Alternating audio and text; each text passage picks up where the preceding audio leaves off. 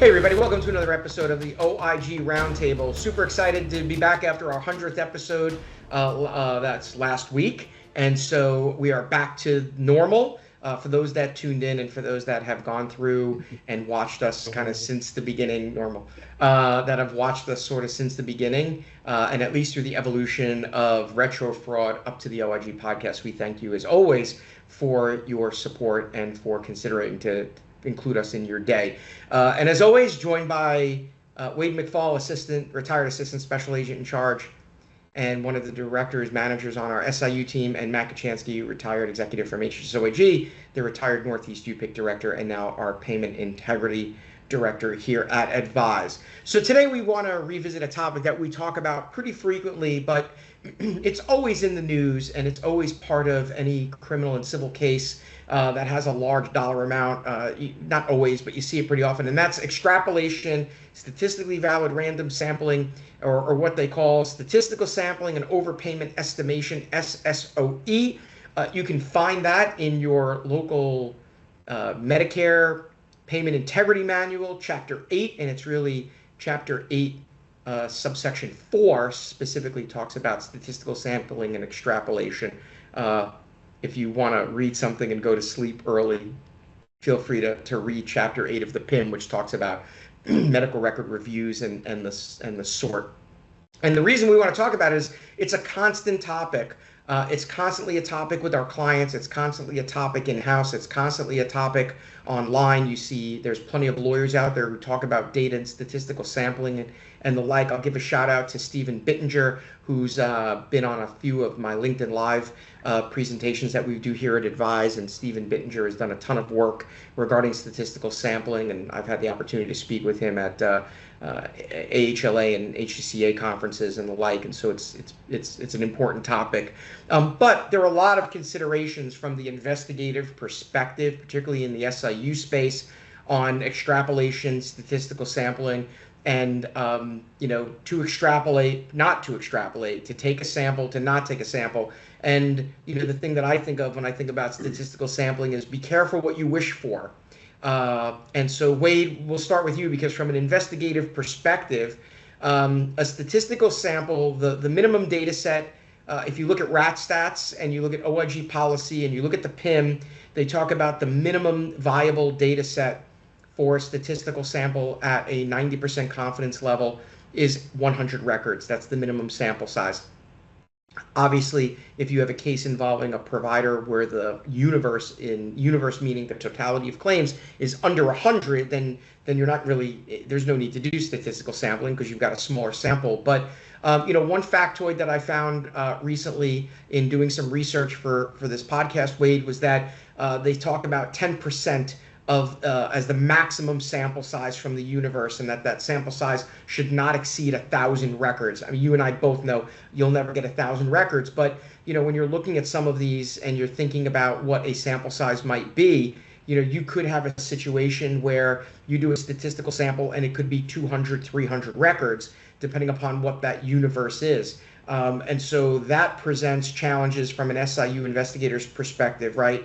Time considerations and the like. But one thing I think that I want to get your opinion on is this whole premise of when you're doing an investigation and you've made the determination that you want to do a statistical sample of records, the question that I know we get asked pretty frequently is, should we be doing it by date of service? Should we be doing it by patient? And what are the pros and cons of doing either one? So let's talk a little bit about that from your perspective.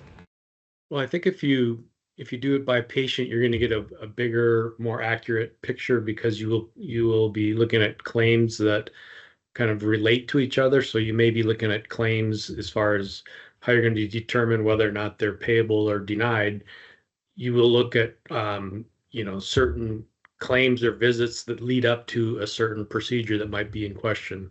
Whereas if you do it just by date of service, you might have January 1st of 2023, and you don't really get a picture of what else has happened up to that point or after that point. It could be claims afterwards that might be, we talk about if you have some kind of diagnostic test, if you never come back for the results of the tests, what's the purpose of testing? So if you do it by a patient and not date of service, you get a much wider, more accurate picture of kind of the plan of care and see a big picture of what these procedures are actually aiming to, do medically, as opposed to a very short, one day in time where you really don't get Right. to see the rest of the picture. And the thing that's interesting that you brought up is this whole premise of that, like kind of the continuum of the patient's care, right? From an investigative perspective, from an auditor's perspective, it's having that fulsome picture. It's not just looking at the four corners of the piece of paper, because that one date of service that you captured, if you did it by date of service and you only get Wade McFall for one day, that documented date of service might not be supported. Maybe on that date of service you had an ultrasound and there's a claim for an ultrasound and it's going to get denied for lack of documentation to support the medical necessity of the ultrasound. But maybe the week before you were at that provider and that provider said, hey, Wade, you need an ultrasound for XYZ, and there's a really well documented E&M. So having that fulsome picture helps to root out kind of a false positive, right? It gives you that Right. fulsome. And I think from an investigator's perspective, if I have a patient's full record for that time period, I want to be able to explore all of the issues that might be out there outside of just that one piece, right? The chances are you're going to miss something if you're just looking at a particular date of service. Yeah, definitely.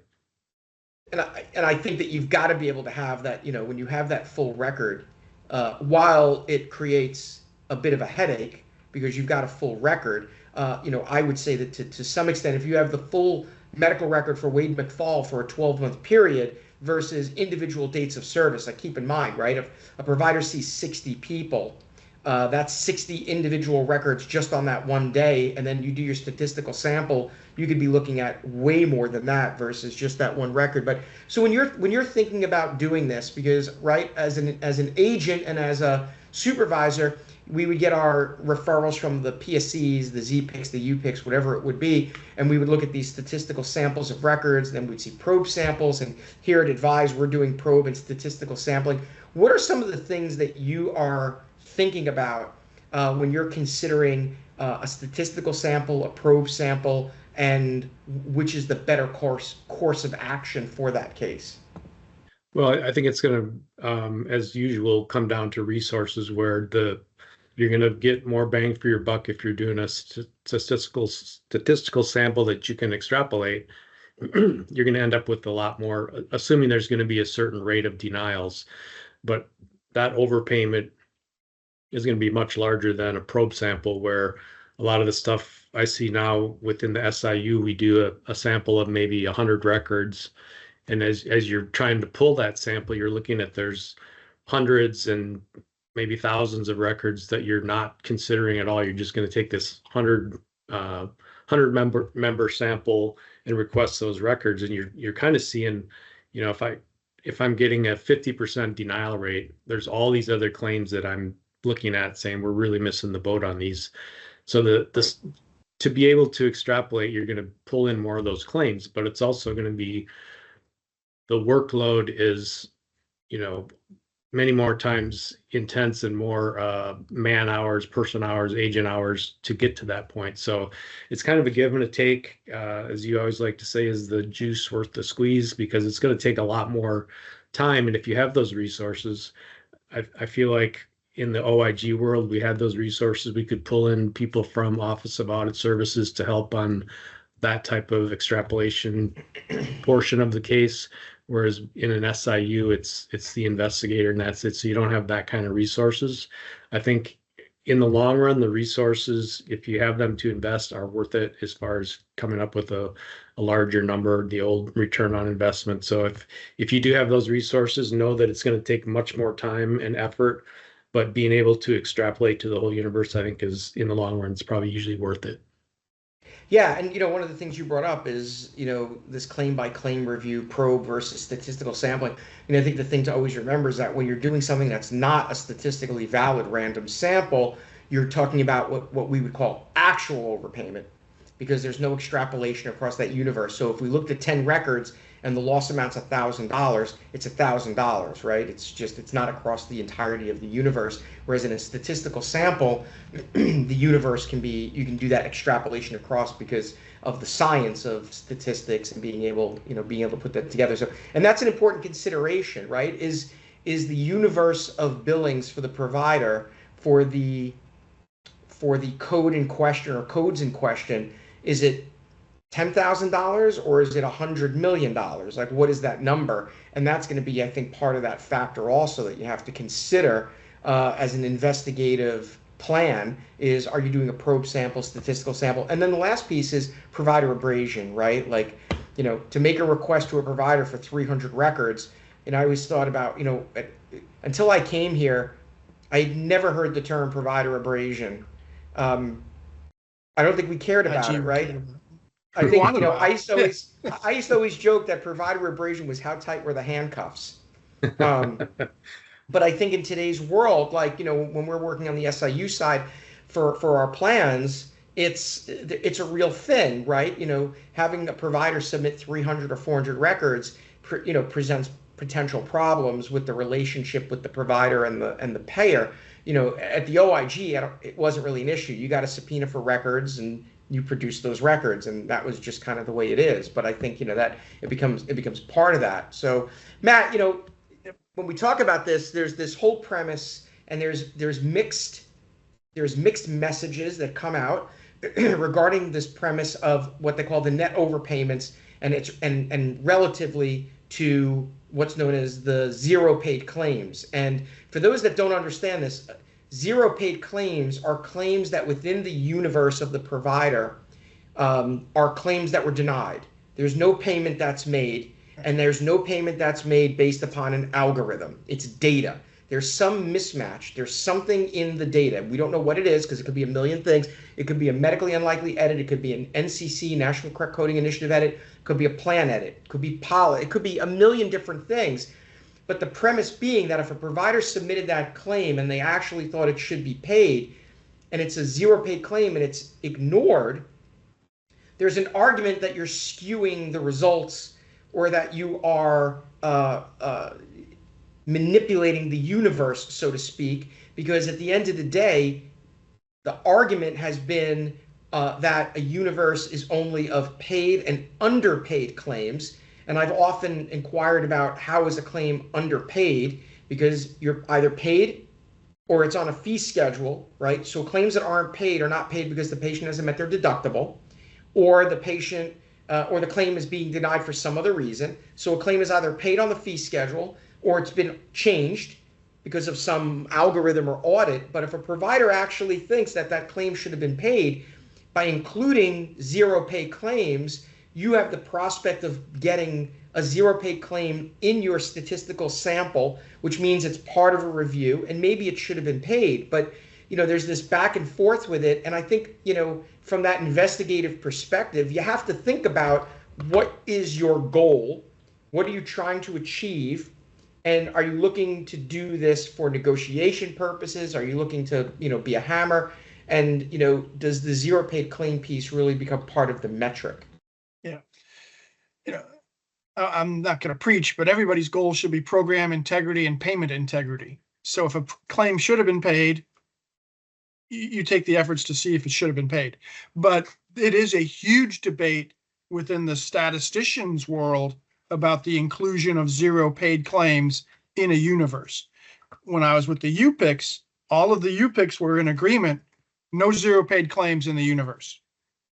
The MACs, who administer the claims, insisted on they would not take action on the extrapolated overpayments calculated by the UPICs if they didn't include zero paid claims. So there was this loggerheads, and CMS had to come in and try to get a third party in there to figure out what to do. And I left before it was ever resolved. So that was going on for months about the zero paid claims. And I think to an extent it's still going on, because you can see that there are some mixed cases that come out of ALJs and some other areas where zero paid claims are included, zero paid claims are not included. But at the end of the day, the argument is this premise of net overpayment.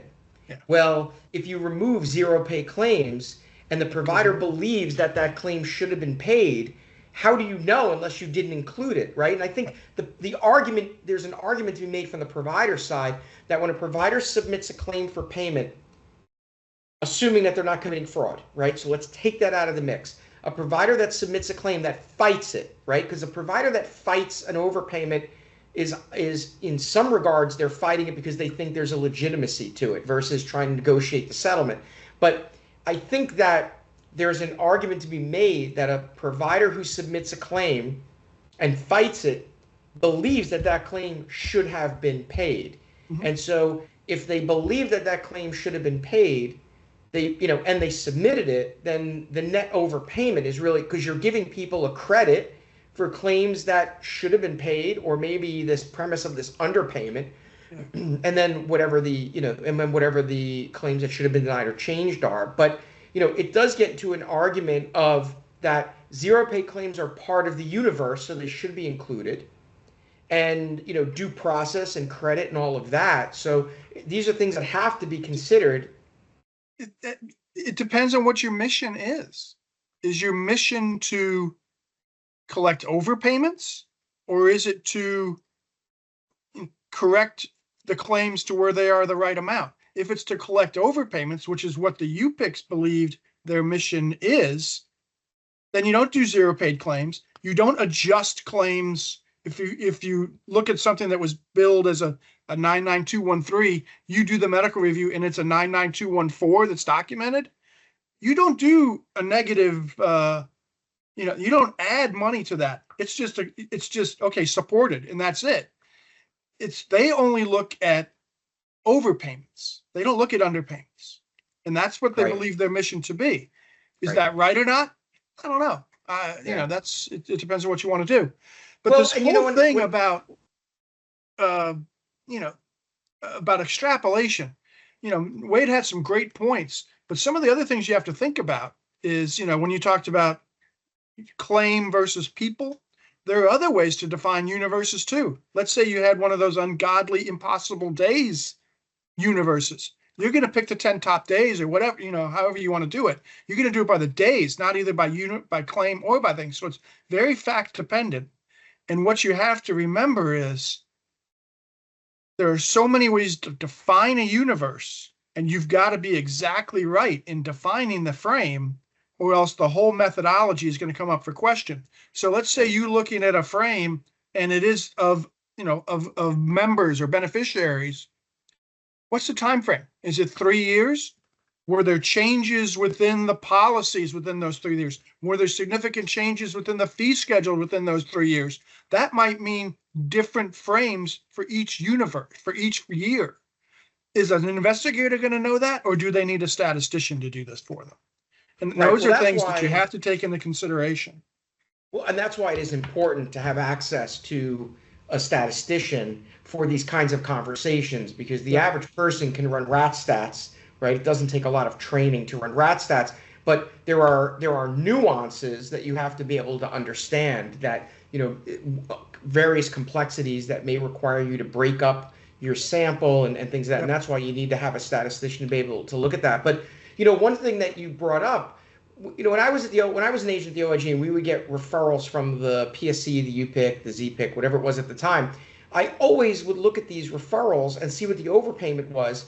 And I would always question the person that made the referral and say, well, what about the claims that were undercoded? Because there's got to be a potential where something was undercoded, and the response would always be, well, we don't look at those. And it's like, but that's an actual fact that's out there in the ether. A broken clock is right twice a day.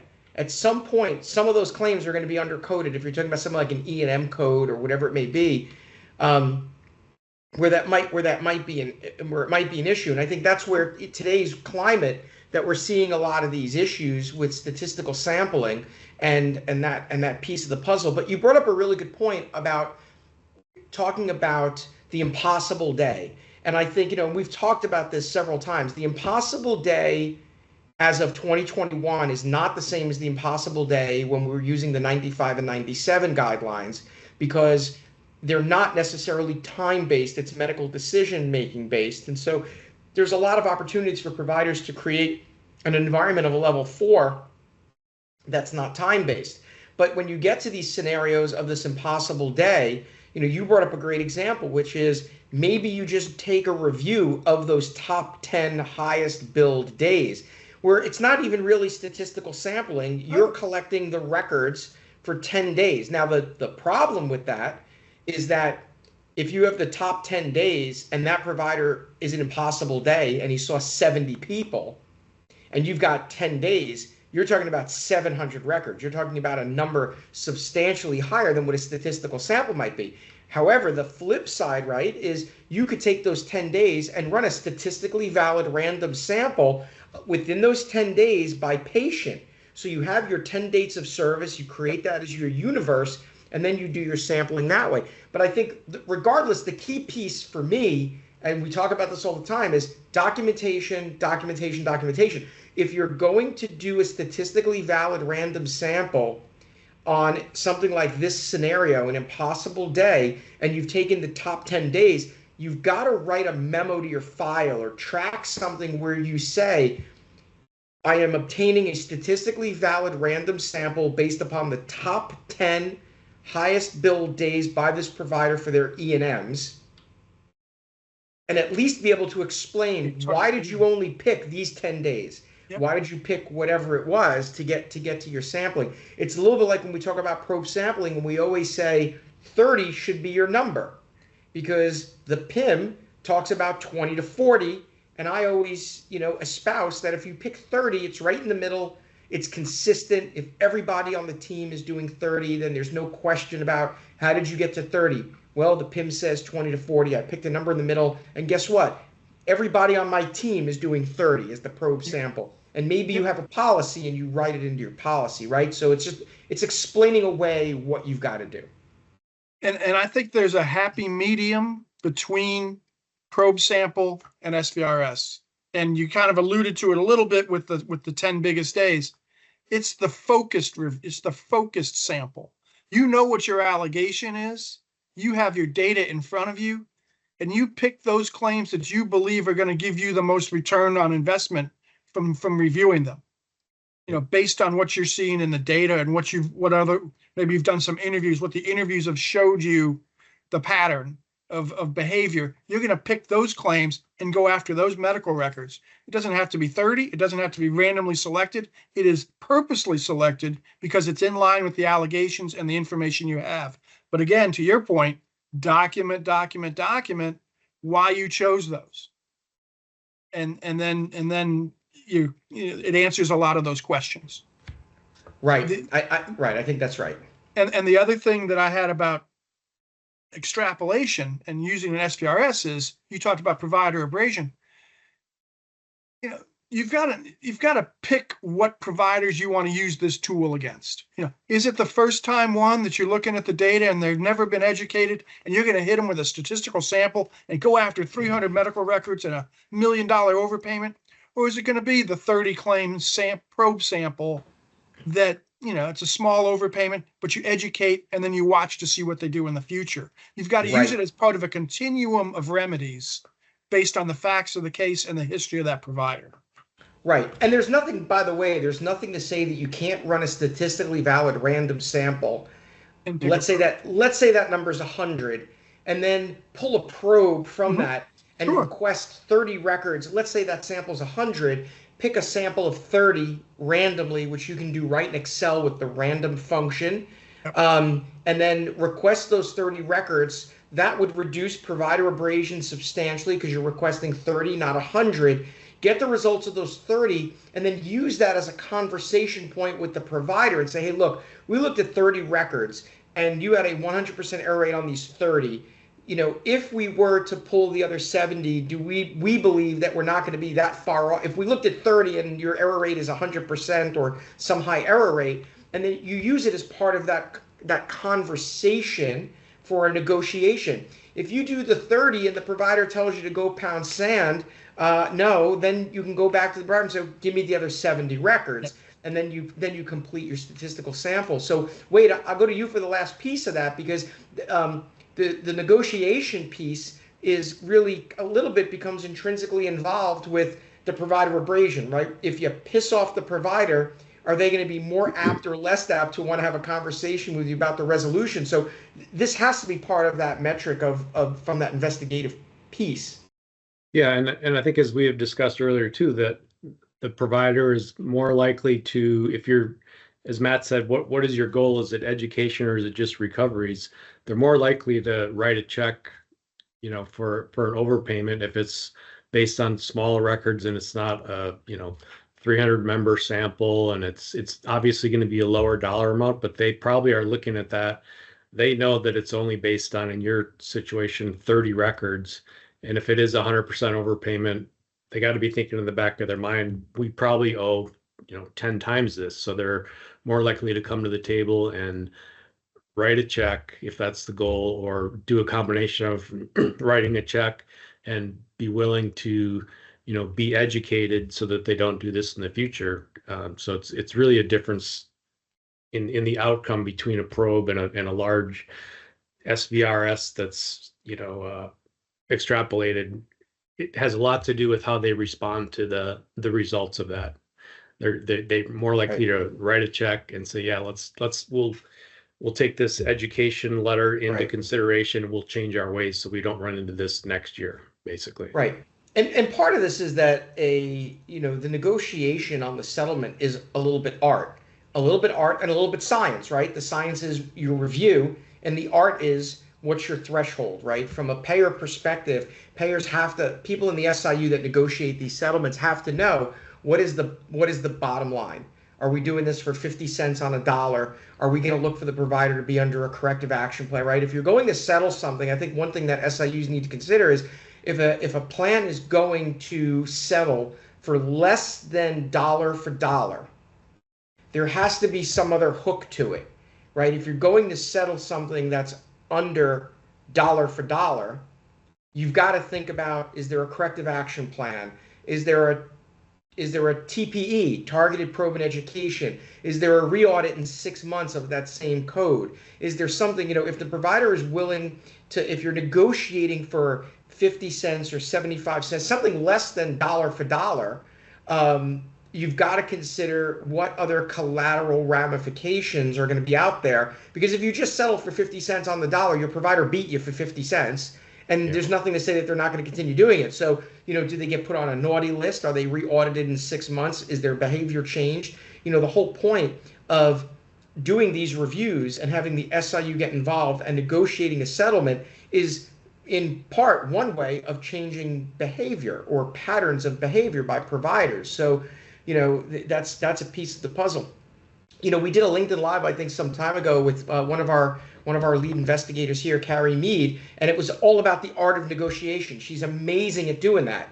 And I think that that's an important piece, is that, an SIU investigator has to be conversant in how to negotiate that settlement and think about what are some of the other collateral pieces of the puzzle. Remember, in the government side, when a provider enters into a civil settlement agreement, a lot of times it comes with a corrective action plan, it comes with a corporate integrity agreement, or it comes with some combination of those things.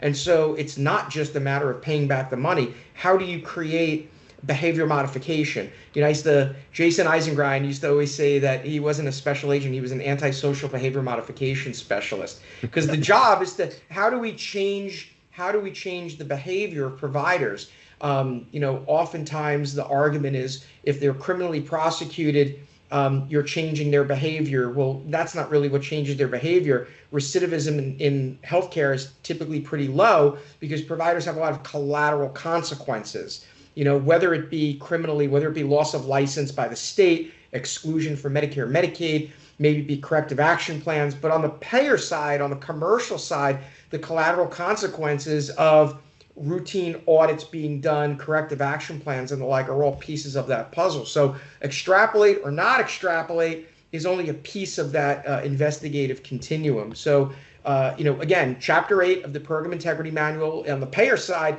if you don't have a policy, take a look at Chapter 8 of the PIM. Statistical sampling is mentioned, by the way, in a number of chapters. It's in Chapter, I think, 3, Chapter 6, Chapter 8. It's in a number of chapters of the PIM.